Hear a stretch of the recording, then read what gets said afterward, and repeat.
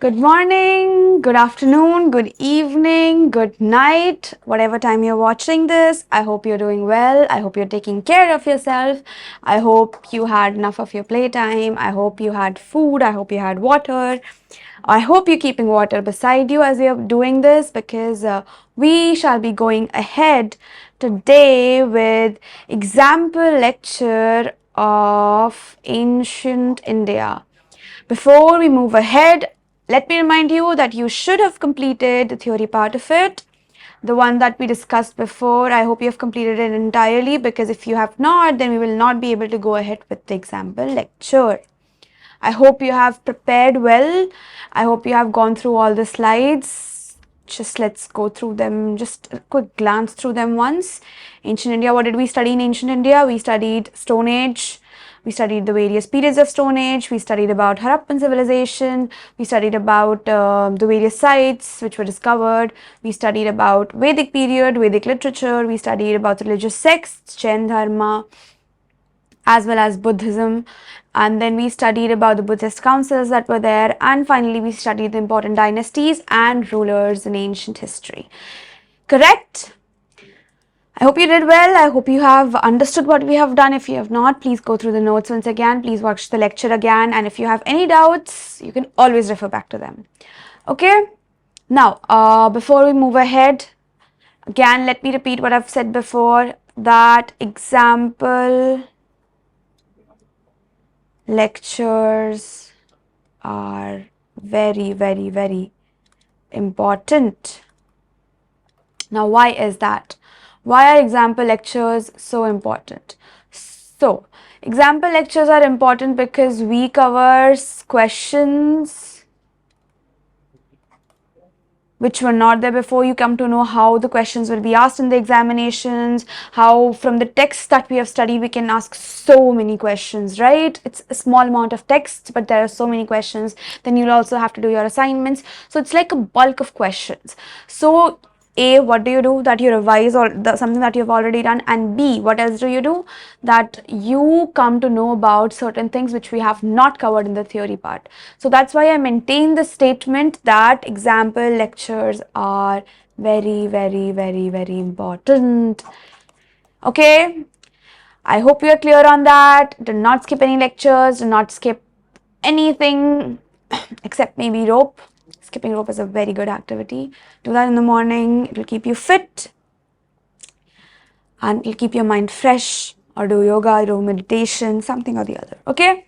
Now, before going into it, let's just make sure that we always have a pen with us. We do have a pen with us and we have a copy with us. I have my copy in front of me. You should also have a copy in front of you. And please note down the things that I tell you, if they are a part of the question or if it's some additional information, because knowledge does not hurt. Okay, let's begin. Example lecture, Ancient India. Question number 1. Which river is often referred to as the cradle of Indian civilization? Which river is often referred to as the cradle of Indian civilization? So, which is this river? Is it Ganges? Is it Yamuna? Is it Indus? Or is it Saraswati? The right answer is C, Indus. Question number 2. The Indus Valley civilization was primarily located in which present-day country? So, to refer to this, let's go back to Harappan civilization, or as we refer to here, Indus Valley civilization. So, what does it say? It says Indus Valley civilization or Harappan civilization extended from what today is northeast Afghanistan to Pakistan and northwest India. That's one thing. But it says 3 things. That's Afghanistan, Pakistan and northwest India. Our options might include all of these countries, right? So we have to be sure on what we want. So let's become sure on what we want. So Harappa, okay, yes. So we have the sites where the sites were found. First is Harappa, it's in Pakistan. Second is Mohenjo-daro, which is also in Pakistan. And we have Chanhu-daro, which is also in Pakistan. So And we have 3 locations from Gujarat, 3 locations from Pakistan, and we have Kalibangan. So let's see what the options are now. India, Pakistan, Bangladesh, or Afghanistan. Now, we are confused between 2 options, which is A, India and Pakistan. Let's see what the correct answer will be. We will have to, as I said, eliminate, right? Now, how do we eliminate it? Let's see.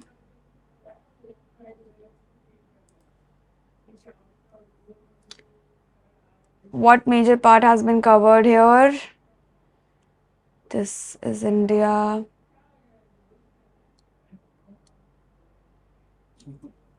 So this is some roughly the Indian boundary. Okay. So major part will be covered in Pakistan and Afghanistan, but since Afghanistan is not an option, we will Afghanistan is an option, but since we checked the location of the sites, but then Afghanistan is not a likely contender, right? Afghanistan is not a likely contender, so what will the answer be?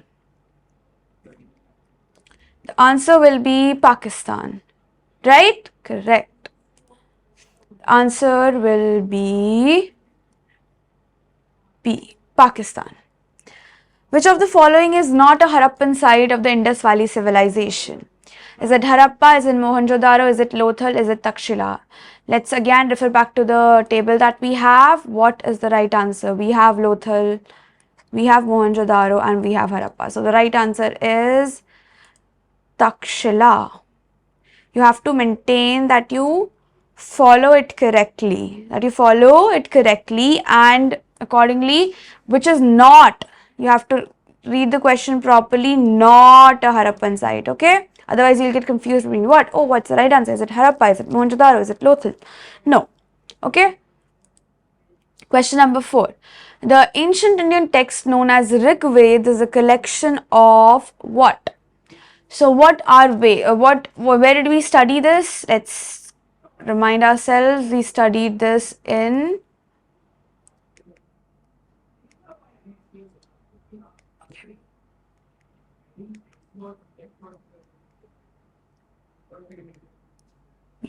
we studied this in Vedic period. We studied about Rig Veda. Rig Veda is one of the 4 Veds. Let's see what the right answer is. Do you know the right answer? Because I know the right answer, but we'll go back and check it. So, Vedic period or Vedic age is named after the Veds, which are ancient sacred texts of Hinduism. What are Veds? Ancient sacred texts of Hinduism. So, what will it contain? Will it contain legal codes? Will it contain historical accounts? Or will it contain philosophical teachings? None of these. The right answer is religious hymns, because it talks about religion. Okay? Yes. The right answer is A, religious hymns. Question number 5. The Maurya Empire established by Chandragupta Maurya reached its height under the rule of, was it Harsh? No, Harsh was not from the Mauryan Empire. Neither was Samudragupta nor was Kanishk. Which empires, which dynasties did they belong to? Let's repeat it. Let's go back to the table that we have. We have Kanishk. So Kanishk was from Kushans. Kanishk was from Kushans, where it was Samudragupta. Samudragupta was from the Gupta dynasty. And what is our other option? We have, let me go back. We have Harsh. Now we don't have Harsh, but we do have Harshvardhan, who was again not from the Mauryan Empire or Mauryan dynasty. It was the Pushyabhuti dynasty. So the right answer, as we see, the Maurya Empire established by Chandragupta Maurya reached its height under the rule of Ashoka the Great. Why is he called Ashoka the Great? Because he was great, because the empire reached its height under him. Okay, let's move ahead. Question number 6. Question number 6. The famous rock cut temples of Ellora were built during the reign of which dynasty? Alright, is it the Pallava dynasty? We have not studied about the Pallava dynasty. Is it the Chola dynasty? Is it the Gupta dynasty? Neither of them are the correct answers. The correct answer, my friends, is Rashtrakuta dynasty. Now, we have not studied this, so Again, the importance of example lectures. Okay, so the right answer is answer D, which is Rashtrakoot dynasty. Here the right answer is A. Here the right answer is A. Let's write it in the ones before as well. Here the right answer is C. Here the right answer is B. Here the right answer is, tell me, D. Okay. Moving ahead, question number 7. The ancient university of Nalanda, known for its excellence in education, was situated in present day where? Now, this is again something that we have not heard of in the theory lecture that we did. So, it's University of Nalanda. Remember this, University of Nalanda, known for its excellence in education. How, you know, how there are, you must have heard names of Kota. They are known for JEE preparations. They are known for engineering preparations. Kota is very famous for the coaching centers it has. And for Delhi is famous, if any one of you watches a series. So there's a series called Aspirants. It's about UPSC aspirants. UPSC aspirants are people who become IAS, IPS officers. Right? So, just like that, there's a, like back when it was ancient Indian history. So during that time also they had this ancient University of Nalanda, from where like people from all over, you know, the place came to Nalanda to study. So where is it situated today? It's situated in Bihar, India. Okay, keep that in mind. The right answer is A, Bihar, India. During the Vedic period, which of the following texts were composed? Harry Potter. Was Harry Potter composed during the Vedic period? Who's here has read or watched Harry Potter? It was not composed during that time. It was composed in 1990s and 2000s, and it's by an author called J.K. Rowling. This is not necessary information, but it's good to have more knowledge. So, during the Vedic period, what was done? Yes, the correct answer is B, Upanishads and Ved. Now we have Bhagavad Gita. Bhagavad Gita is associated with Mahabharata, but which was composed during this time. But we have two options everywhere, so we have Upanishads and Vedas.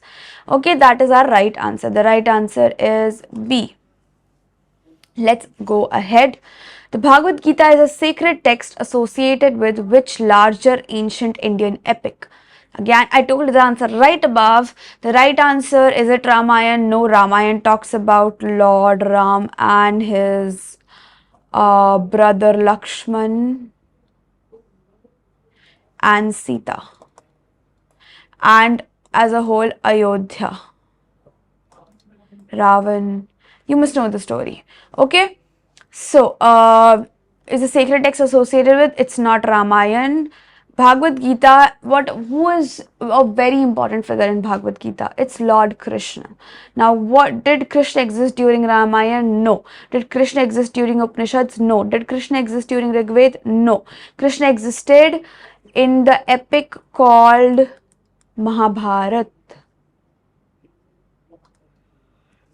So the right answer is B, Mahabharata. I hope you're noting down things. Okay, amazing. Who is considered the founder of Buddhism? Is it Mahavir? Is it Gautam Buddha? Is it Ashoka the Great? Or is it Swami Vivekananda? It's not Swami Vivekananda. Did Buddhism only come into place right now, a few years ago? No, it has been here since before. Ashoka the Great, no, he was not the founder of Buddhism, but he was a patron and he followed the religion very staunchly. So, who is considered the founder of Buddhism? Is it Mahavira? No.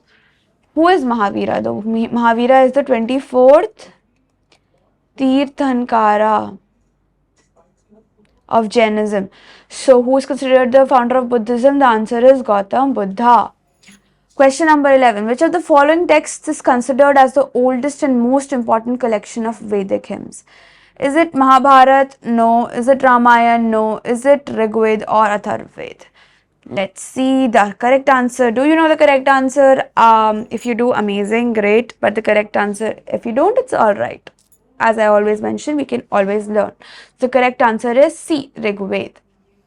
The correct answer here is B. The correct answer here is C. Which of the following tools was commonly used by humans during the Stone Age? Were computers used by human beings during the Stone Age? No, computers were not used by humans during the Stone Age. It's us who are using computers. Are computers, well, yes, computers are the boon and bane of your existence. They help you so much. We are connected through a computer. Your phone is a computer. The one that I'm sitting in front of is a computer. It is helping us connect. But at the same point of time, it's not a good tool. Anyways, not going into this, let's solve our question. Which of the following tools was commonly used by humans during the Stone Age? Was it A, computers? No. Was it B, smartphones? Again, no. Was it C, hand axes? Yes.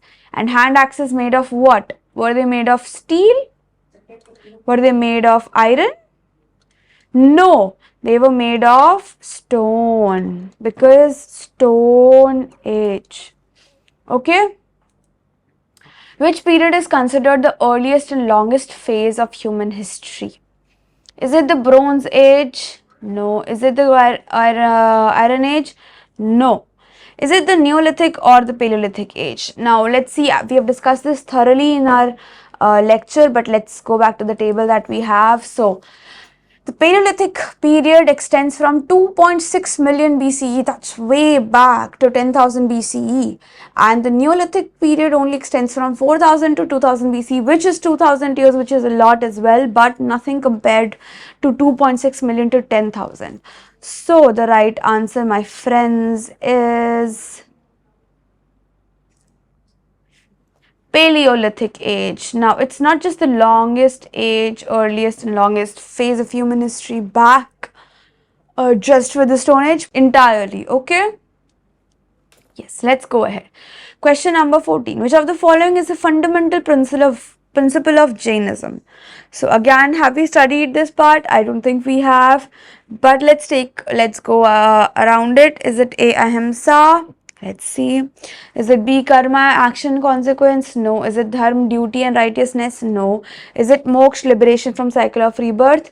Again, no. The right answer is A, ahimsa, which is non-violence. So what is the fundamental principle of Jainism? Repeat with me. It's ahimsa. Who else propagated ahimsa? If you know, if you remember, if you have studied your history even slightly, who is a big name who promoted ahimsa? Gandhi. Mahatma Gandhi was one of the Mohandas Karamchand Gandhi was one of the people who propagated, who passed around the knowledge of ahimsa. Next, question number 15. Which ruler of the Maurya dynasty is known for his efficient administration and promotion of Buddhism? Is it A, Ashoka? Is it B, Chandragupta Maurya? Is it again C, Harsha? Or is it D, Samudragupta? So, we have studied this under the 4 councils that took place of Buddhism. So, the 4th council, no, it was the 3rd council. 3rd council was the patron. Who was the patron in the 3rd council? It was Ashoka. So, the right answer, my friends, is A, Ashoka. Moving ahead, the reign of which dynasty is often referred to as the Golden Age of India? Is it Maurya dynasty? No. Is it Gupta dynasty? No. Is it Pallava dynasty? No. Is it D? Is it Chalukya dynasty? No. But then what's the right answer? No. We have a right answer, and the right answer is B, which is the Gupta dynasty. Now we'll come to know why is it the Gupta dynasty that it's called the Golden Age of India. So when we say Golden Age, what do we mean? That the period was very prosperous, it was very wealthy, that we were rich in everything, be it money, be it knowledge or something like that. Okay, so the Gupta dynasty is known for its significant contributions in the field of A, literature and arts, B, mathematics and astronomy, C, architecture and sculpture. Now, the Gupta dynasty did not just play a significant role in deciding how literature and arts was, how mathematics and astronomy was, or how architecture and culture was during that time, but in everything. So the correct answer is all of the above. Question number 18. The ruler Ashoka belonged to which dynasty? Is it A. Maurya dynasty? Is it B. Chola dynasty? Is it C. Gupta dynasty? Or is it D. Kushan dynasty? The correct answer is A. Maurya dynasty. Moving ahead. Question number 19. The Kushan dynasty had significant cultural exchanges with which ancient civilization? Again, have we studied? What do we know about the Kushan dynasty? Let's go back to our table. Kushan dynasty is, oh sorry, wrong table. All that we know of Kushan dynasty is that Kanishk, the most famous king, started the Shaka era in AD 73, which was in Kushan, which was he was a part of the Kushan dynasty. So the correct answer, the ruler Ashoka belonged to, sorry, where did we go? Yeah, the Kushan dynasty had significant cultural exchanges with which ancient civilization? We do not know. We know actually. I know you do not know. So the right answer is D, Greek Empire. Now keep this in mind because it was not mentioned in the text again. So the Kushan dynasty had significant cultural exchanges with Greek civilization or the Greek Empire as it's put here, which is the world's fourth largest religion. We studied this in our notes. It's extremely important. Is it Hinduism? No, Hinduism is the biggest. No, Hinduism is not the fourth largest. The most largest state is Christianity, and the fourth largest religion is B, Buddhism. Okay.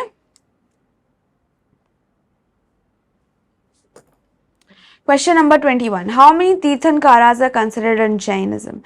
Is it 28? Is it 29? Is it 23? No, my friends, the right answer is 24th. With the first, who was the founder of Jainism? Rishabh Dev. We have not had a question on him, but that does not mean that you will forget. And who was the 24th and the last Tirthankara? It was Mahavir. Moving ahead, question number 22. Which religious tradition believes in the concept of nirvana? Okay, is it Hinduism? No. Is it Buddhism? Yes, the correct answer is Buddhism.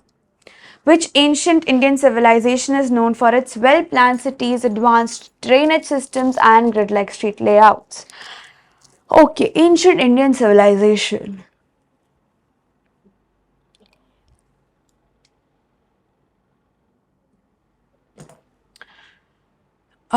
So is it A, Harappan civilization?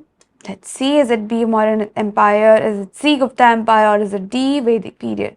So the right answer is Harappan civilization. Neither the Mauryan Empire nor the Gupta Empire and nor the Vedic period are actually considered any kind of Indian civilization. So they are in the wrong itself. But when the Vedic period began, it started the beginning of Indo-Aryan civilization as we have studied before. However, the right answer for this one, because of the well-planned cities, advanced drainage systems and grid-like street layouts, it's the correct answer is Harappan civilization. Now you need to keep this in mind, okay? The later Vedic period is characterized by the emergence of A, caste system, agricultural practices, C, printing paper, D, taming wild animals. So we have again not studied this under the Vedic period, but since it's a question, so we need to keep in mind that the right answer is A. Caste system was divided in the later Vedic period, and that is when it emerged, that is when it spread. Question number 25. The Stone Age came to an end with the discovery and use of A, iron tools, B, bronze tools, yeah, C, copper tools, or D, steel tools. Now, steel was not used. The Stone Age came to an end with the discovery and use of bronze tools.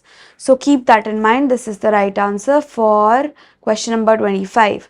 Question number 26. The Stone Age is characterized by the absence of written language, animal domestication, cave paintings. So we already know that animal domestication took place during the Stone Age, so it is not characterized by the absence of animal domestication. It's not characterized by the absence of cave paintings. We have studied that there were cave paintings, and it's not characterized by the absence of written language because some traces have been found. So the right answer is D, social organizations. Yeah, so there were not a lot of social organizations as we were discussing it, that the settlements had come into being but were still developing. Okay. Question number 27. The invention of agriculture during Neolithic period led to the development of A. Permanent settlements, B. Trade networks, C. Writing systems, and D. All of the above. So permanent settlements mean that people started who were hunting and gathering started staying at one place and they started settling together. Okay, so did it lead to that? B, did it lead to trade networks, invention of agriculture? So if there was food, there was a supply, people wanted food, and there were some people who were growing it, so they used to give these people food. So that's like a trade network that was started to set up. And C, writing systems. So the correct answer is D, which is all of the above. All of these in certain way or the other started existing. Question number 28. The Harappan civilization is known for its A. Maritime trade. Maritime means with water or through water. Monumental architecture in ironworking techniques or use of horse-drawn chariots. What is it known for? It is known for B. Monumental architecture, as we discussed before, the well-drainage system, and we have found these cities which were like grid-like cities. So the monumental architecture is one of the key aspects of Harappan civilization. What is the significance of the Great Bath found in Mohenjo-daro?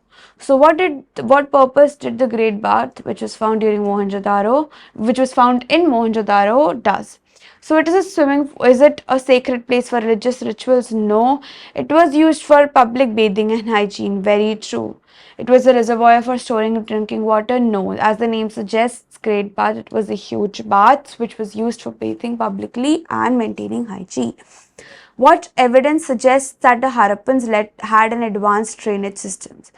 Clay pots and vessels, stone tools and weapons, sea brick lined sewers and wells, or metal ornaments and jewelry. The right answer is brick lined sewers and walls. As we have talked about the monumental architecture, the Great Bath, the granary, so the architecture was relatively more developed during that time, and having brick lined sewers and walls helps drainage faster. So that was present there.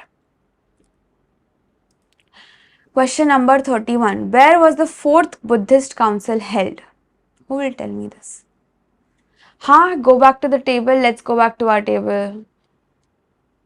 We'll always run back to our table. Fourth, right? Fourth was held where? Kundal 1. Kundal 1 is where the fourth student council was, student thing was the fourth Buddhist council held.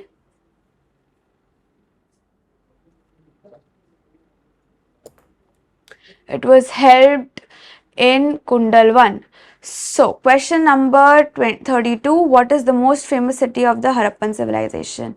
You must have heard of this. It's also a movie. It's called B. Mohenjo-daro. So, the right answer, the most famous city of Harappan civilization is Mohenjo-daro. Which dynasty was the first to issue gold coins? Let's go back to the important dynasties part of it. Let's scroll back. Which was the first dynasty to issue gold coins? It was the Indo-Greeks. The Indo-Greeks brought gold coins the first thing. So let's see if Indo-Greek is an option. Yes, Indo-Greek is an option. So which dynasty was the first to issue gold coins? It was B, the Indo-Greeks. Okay, with this we come wrapping up our example lecture for Ancient India. Please practice more questions, look for more syllabus, and try to study more. Spend your time on this. I'm spending my time on you. So let's again meet the next time with another lecture. Till then, please take care and prepare your notes well, revise your notes well. Yeah, goodbye.